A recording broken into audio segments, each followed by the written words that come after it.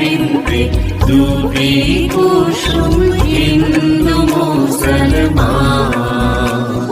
আপনারা দেখছেন বাংলার আওয়াজ। বিগত কয়েক মাস ধরে পশ্চিমবাংলায় দেখা যাচ্ছে ধর্মযুদ্ধ লাগানোর আপ্রাণ চেষ্টা। বিভিন্ন ফেসবুক প্রোফাইলে দেখা যাচ্ছে জাতি বিদ্বেষমূলক কমেন্ট এবং তার প্রতিক্রিয়া। এখন সমাজ এমন পর্যায়ে পৌঁছে গেছে যে অচেনা রাস্তায় চলতে মনের মধ্যে ভয় জেগে উঠছে। যদি ভিন্ন ধর্মের কেউ আক্রমণ করে, এই সবের জন্য তাই কারা? মনে হয় এবার প্রত্যেক ধর্মের ধর্মগুরুদের এগিয়ে আসা উচিত।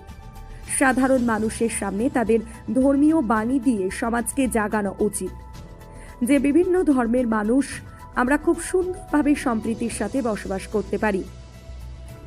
যেমন আমরা এতদিন ছিলাম। এই ধর্মযুদ্ধের বীজ কারা রোপণ করছে তাদের চিহ্নিত করে সমাজকে সচেতন করতে হবে। প্রত্যেক ধর্মের ধর্মগুরুদের। ধর্মগুরুরা কেন এগিয়ে আসছে না? তাহলে কি তারাও ভয়ভীত, নাকি তারাও পক্ষ নিয়েছে যে ধর্মযুদ্ধ লেগে যাক বাংলায়? এখন ডিজিটাল যুগ, বিজ্ঞান অনেক উন্নত, প্রায় মানুষ কম বেশি শিক্ষিত। তা সত্ত্বেও একে অপরের ধর্মকে ঘৃণা করা, জাতিবিদ্বেষমূলক কথা বলা, সমাজকে উত্তপ্ত করা, আমরা কোন যুগে বসবাস করছি এটা ভাবতে হবে। মানুষ হয়ে জন্মেছি মোরা, মানুষ হয়েই মরতে চাই। কোথাও না কোথাও সমাজের কিছু মানুষের মনুষ্যত্ব, মানবিক মানসিকতা হারিয়ে দিচ্ছে। যদি পশ্চিমবাংলার সমাজ এভাবেই চলতে থাকে, একদিন সম্প্রীতি ও সদ্ভাবনা নামক ভাষাটা বাংলা থেকে হারিয়ে যাবে।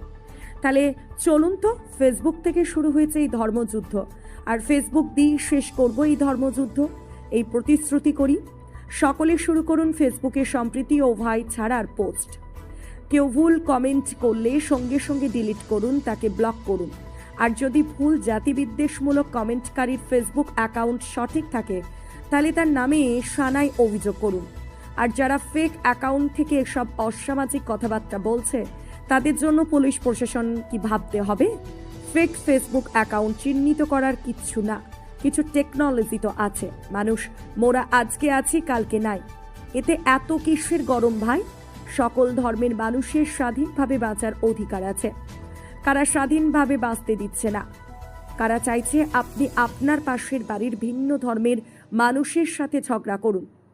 তাদেরকে আপনারা চিহ্নিত করুন আর নিজেকে প্রশ্ন করুন, আপনি কোন পথে যেতে চান? আপনি আমি সঠিক পথে চললে সমাজে কোনো অসুবিধাই হবে না।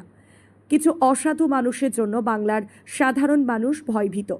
ঘাটাল থেকে নকিবুল ইসলাম, আপনারা দেখছেন বাংলার আওয়াজ, সত্যের সাথে মিথ্যার